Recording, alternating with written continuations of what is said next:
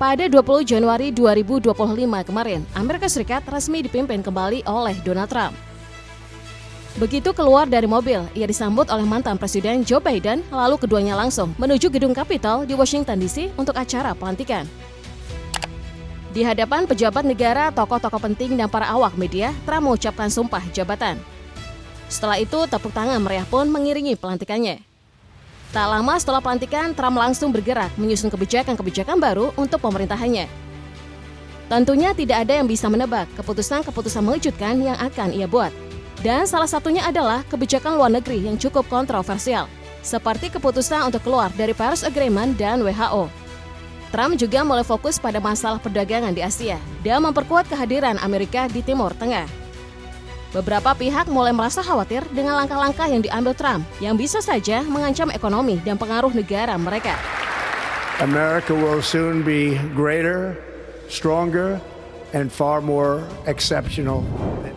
Hubungan antara Amerika Serikat dan China selama kepemimpinan Trump bisa dibilang penuh dengan dinamika. Sejak 2019, kedua negara terlibat dalam perang dagang yang berdampak pada sektor perdagangan global. Konflik ini dimulai karena Trump merasa kecewa dengan defisit neraca perdagangan Amerika yang terus berlanjut dengan China. Akibatnya, Trump mengambil langkah-langkah yang mengejutkan.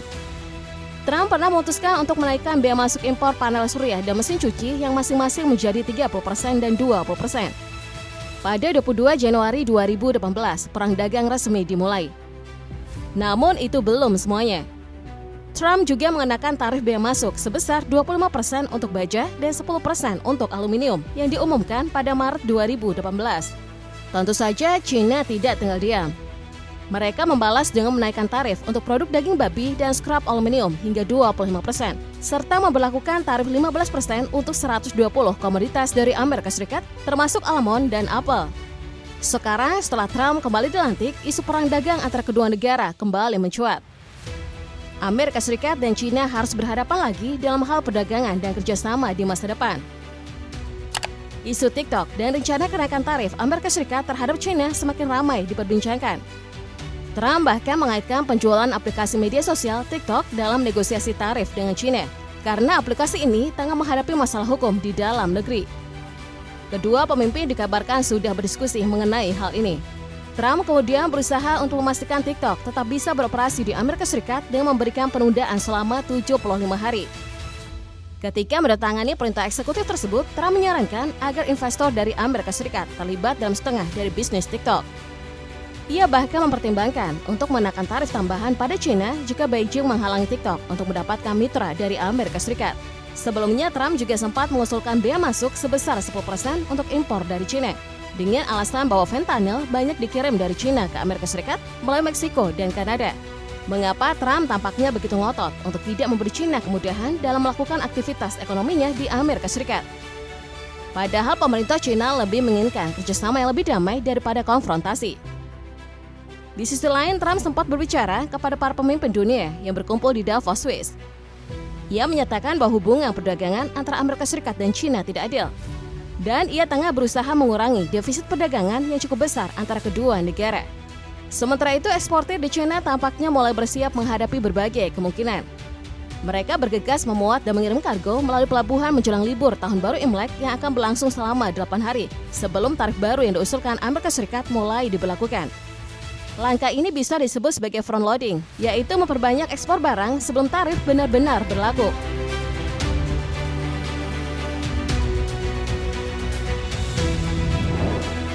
Hubungan antara Korea Utara dan Amerika Serikat sama ini diwarnai oleh dinamika yang naik turun.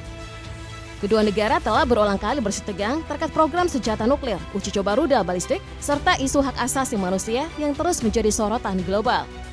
Meskipun Amerika Serikat beberapa kali menawarkan kesempatan bagi Korea Utara untuk merundingkan proses denuklerisasi, termasuk menawarkan bantuan kemanusiaan selama masa pandemi COVID-19, Pyongyang secara konsisten menolak. Pemerintah Korea Utara tetap berpegang teguh pada sikapnya dan menegaskan bahwa mereka tidak tertarik untuk menjalin kontak atau berdialog dengan Amerika Serikat selama Washington masih menerapkan kebijakan yang dianggap bermusuhan serta mempertahankan pendekatan konfrontatif terhadap rezim mereka. Namun dengan kembalinya Donald Trump ke Gedung Putih, ada spekulasi bahwa hubungan antara kedua negara ini bisa saja kembali mencair. Di masa jabatan pertamanya, Trump sempat bertemu langsung dengan pemimpin Korea Utara Kim Jong-un dalam pertemuan bersejarah yang berlangsung di Singapura pada tahun 2018. Kini Trump tampaknya ingin menghidupkan kembali upaya pendekatan diplomatiknya dengan Korea Utara yang sempat menjadi sorotan dunia kala itu.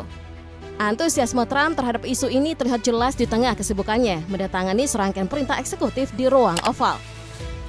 Dalam kesempatan tersebut, ia dengan percaya diri menyatakan bahwa Korea Utara saat ini telah menjadi sebuah kekuatan nuklir. Ia juga menambahkan bahwa dirinya yakin Kim Jong-un akan merasa senang melihatnya kembali menjabat sebagai Presiden Amerika Serikat. Pernyataan Trump ini langsung memicu reaksi keras di kancah internasional, terutama dari Korea Selatan. Frasa kekuatan nuklir yang dilontarkan Trump dianggap sebagai isu yang sangat sensitif, terutama juga dikaitkan dengan Korea Utara. Pemerintah Korea Selatan pun merasa gerah, khawatir bahwa pernyataan Trump secara tidak langsung dapat memberikan legitimasi terhadap status nuklir Korea Utara. Sebagai negara yang terus mendorong denuklirisasi di semenanjung Korea, Seoul tetap berpegang teguh pada tujuan utama mereka, menghapuskan pemilikan serta pengoperasian senjata nuklir oleh negara manapun demi menjaga stabilitas dan mencapai perdamaian berkelanjutan di kawasan. Really great term together, a great relationship. I'll be giving a news conference at 2:30. Sudah bukan rahasia lagi bahwa Amerika Serikat selalu berambisi untuk memiliki pengaruh besar di Timur Tengah. Tentu saja ada alasan kuat di balik itu semua. Jika dirinci, ada beberapa faktor utama yang menjadi pendorong. Salah satunya adalah kekayaan cadangan minyak dan gas alam di kawasan tersebut, kepentingan strategis di jalur perdagangan, serta hubungan erat dan tak tergoyahkan antara Amerika Serikat dan sekutunya Israel. Kini di era baru, kepemimpinan Trump, Amerika tampaknya bergerak dengan cepat. Dalam upayanya untuk memperkuat pengaruh di Timur Tengah, Trump seolah tengah menyusun strategi besar.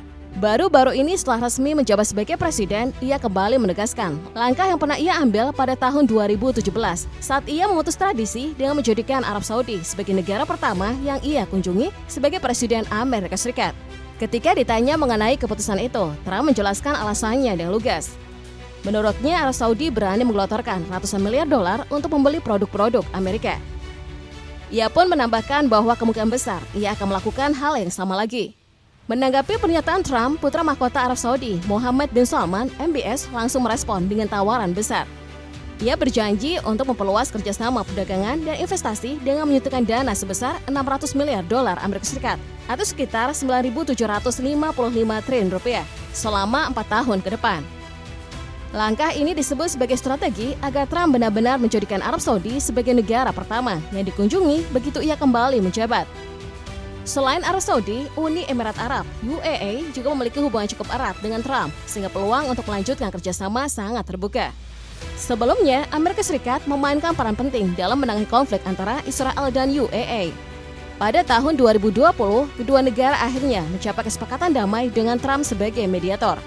Dan kini, di awal Januari ini, Trump dan miliarder UAE Hussein Sajwani berencana melontarkan dana sebesar 20 miliar US dollar atau sekitar 324,8 triliun rupiah untuk mengembangkan pusat data di seluruh Amerika Serikat.